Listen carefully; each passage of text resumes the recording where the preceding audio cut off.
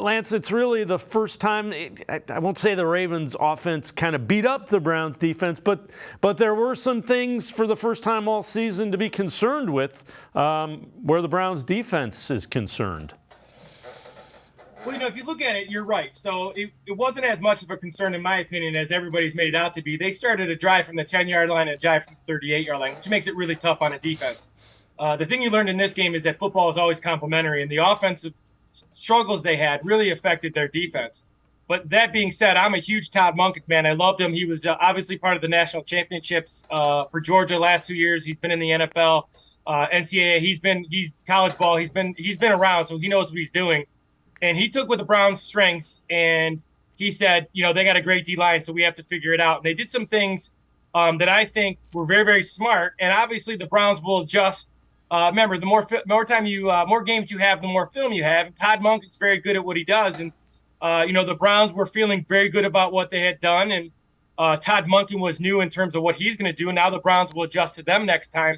But he had a very good plan. He took what the Browns did at a very high level and used it against them. So let's take a look at the run game. Was concerning, obviously. What do we see here in this first clip? So this is the first thing he did when you watch the film. So they had a 93-yard drive and a 73-yard drive that were really well done. And what they did was they allowed the Browns D-line loves to penetrate and get upfield. And you and I have talked about for weeks how they get 3 to 4 yards deep in the backfield. Well, Todd Monken actually allowed this to happen. So this is a play where they're actually going to pull the right guard and the left guard. They're going to pull them to the left, and that's going to affect the linebackers in the second level. However, the guy on the top, Patrick Ricard, who's another lineman who plays tight end fullback for them, he's going to come in down the side, and he's going to wham block Dalvin Tomlinson, who they actually left unblocked. And they left multiple guys unblocked and then kicked them out, trapped them, or whammed them from the other side. So this is an adjustment that Monken said, hey, these guys get upfield. Let's let them get upfield and let's trap block them. Let's not let them know what's coming. And this is what they did. And they had real good success with these traps, these long traps, these wham blocks of actually allowing this defender, Thompson thinks he's unblocked. And that's not how it works in pro football. So very good adjustment here, basically saying, I know you get upfield, we're going to kick you. And that was their first adjustment. And again, so Tomlinson, one of the defensive tackles, and we've talked about how speed on the edges has been a factor too. This next clip, Okonkwo, a guy that's a speed guy. What do you see with this?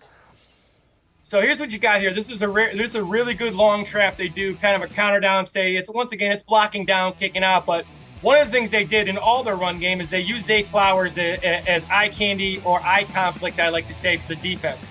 And as he goes in motion, you're going to see Walker widen outside with him. Now that's going to put Taki as the only one in there, and they actually have a 5-man box now with Taki leaving the box. Then they're going with that motion, they leave Okonkwo up top. They leave him unblocked and pull Simpson, the backside guard, to kick him out. So what ends up happening here is the same kind of thing with Thompson. He gets too far upfield and makes it an easy kick for the left guard. This is what they did. Again, they left people unblocked. And then they kicked him out. This is a great example of a long trap here, using Zay Flowers to get the second level's eyes, and then kicking and not blocking Okonkwo and kicking him out. Really good scheme by Monken here. Yeah, and if you think about it, the Browns defense kept getting a little bit more aggressive, trying to make plays because they knew they had to. And those are the kind of things, if you get a little bit more aggressive, it works even more in the favor of what Monken was trying to do offensively in the run game. Yeah, and when you one part of your 3 sets, your offense, defense, if one part is struggling, the other part tries to help out. And sometimes that makes you press. Sometimes it makes you read and maybe not read your keys because you're trying to make a play. And I think one of the adjustments the Browns got to make is they got to get back to reading their keys a little bit more. These guys are just kind of pinning their ears back and coming. And I think they'll get back to watching film and seeing what schemes are coming. But that's what ended up happening is I think they tried to press a little bit because the offense. So, are they trying to create a turnover and are they trying to get a fumble and an interception? When you try to do that, sometimes you get away from your fundamentals and you get missed tackles and big plays. So I think that's what ended up happening is that they just tried to make a play for the team. And you mentioned Flowers. So this third clip, Flowers involved again. So take us through what you see here. So here's an adjustment. So the defensive line, now they're constantly they're getting trapped. So they're going over on the sideline after a big drive, and the defensive coordinator, Schwartz, and the D-line coach are saying, hey, they're letting you get upfield because they're going to kick you out. One of the adjustments is then you play the line of scrimmage. Well, what happened with the Ravens is they made their adjustment too, and they started to go to the zone now. So now they're getting these big doubles because the defensive linemen are not getting upfield. Again, you're going to see Obo get upfield. He runs underneath. You're going to see Delpit go with Flowers. Again, they use Flowers in motion. And what they do here is they just get a big double team, a deuce block on a 3 technique with the right guard and right tackle, and they get a big ace block double team with the left guard and the center. And they get tremendous movement here because now the Browns D-line is doing something they're not really used to, playing the line of scrimmage because they've been getting trapped. So, again, a really good adjustment by Monken and great movement by those guys inside. And again, we've talked about how the Browns defensive front was playing in the offensive backfield, and you see here they're getting moved a little bit off the line of scrimmage, which again, you mentioned it's because of the trap. So you can kind of see for the first time all year that Ravens offensive line was able to kind of dictate things against the Browns D-line. Yeah, and I think what you'll see some adjustments now by Schwartz because now teams got him on film. So they're going to have to do a little better job of the second level not be affected by eye candy or that eye conflict with motion. You're going to see that first level play a little bit more hands-on, get their hands on guys in front of them.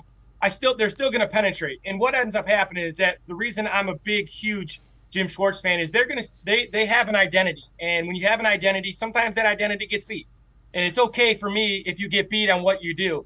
And when you're a big play, tackle for a loss, sack, interception team, which the Browns are trying to be, occasionally you're going to get beat. Occasionally teams are going to make a good adjustment. Now it's the Browns' job to go back and say, all right, so if you look at that last play, Okoronkwo gets way upfield. Well, maybe this week he stays on a line of scrimmage just a little bit if he sees zone. So again, they're going to watch the schemes, they're going to watch the film, they're going to make adjustments, but they're going to stay true to who they are, which is getting upfield and pressuring. And they'll stay true to that. They just got to make some adjustments on the first and second level. All right, so the fourth and final clip on how the Ravens kind of attacked this Browns defense, a passing play here. What did you see with the Ravens pass game?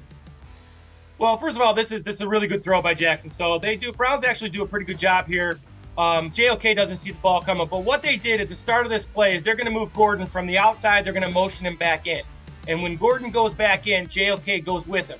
That immediately tells Jackson and Aguiar, the receiver, that this is man coverage. And you're going to see at the bottom of the screen, Aguiar is going to run a spot or a pick route. I call it a spot route because I'm an offensive guy, so I think it's a legal play here.